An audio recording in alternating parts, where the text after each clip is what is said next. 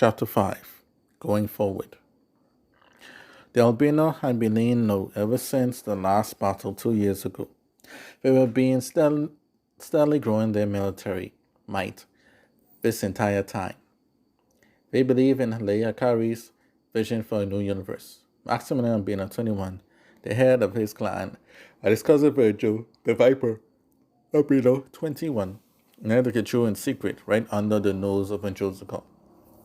Marco 41, their bodyguard and trained recruits, as their 4 Kangog bots were going through upgrades. The albino, therefore, were making themselves ready for Akari's call. In Risi,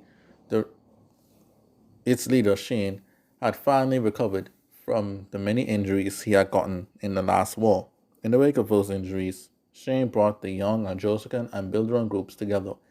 It was because of this that his one-time rival was no longer his rival, and the woman that he could not stand saw him in a new light, and his long crush might be his at long last. Shane had a problem. He was now starting to have feelings for Laura of Zephyr as well as Alani of Pupununu. Laura, when she was not hanging out with Akari or Bertha, or training with her sword, she was by Shane's side. The two of them would train together. Each one wanted to grow stronger. They seemed like the perfect fighting couple.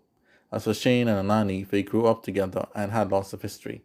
They were both leaders, and if they got married to strengthen their people's cause, it would be great. Alani had finally come around to see Shane as a mature young man.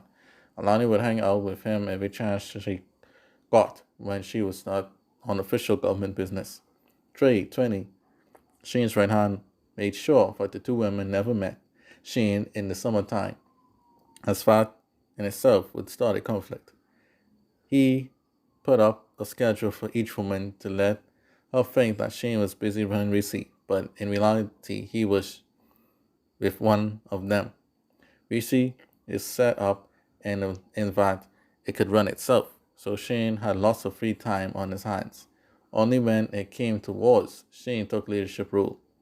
One day, Trey had to sit down with his master on the love triangle that he was now in. Trey, may I be the voice of reason, sir? You have to pick between the two of them. I can't keep this up for long. One day, one of these ladies are going to come here unannounced and catch you with the other. I will be more than able to speak at your funeral after that, sir. So she ain't sighing. I know, man. I just don't know who to go for.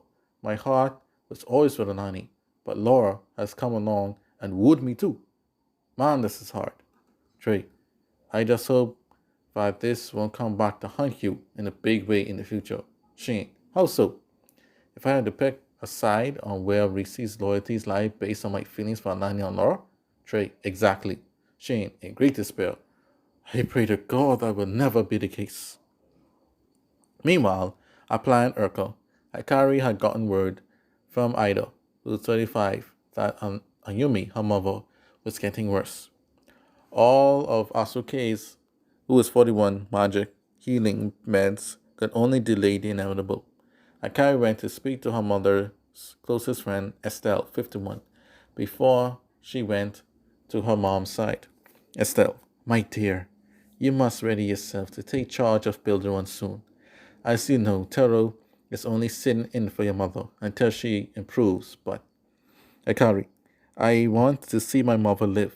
I want to see where I want her to see where I will take the universe and rule it by her side. Please.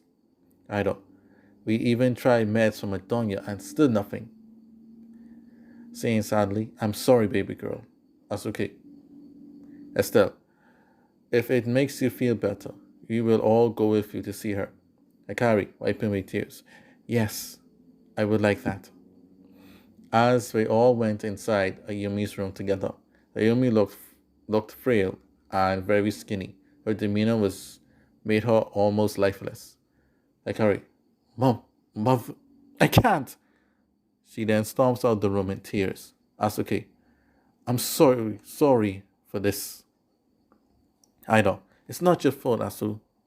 Estelle, she might be ready. She must be ready to lead Builderun soon. And wherever she leads us, we shall follow without question.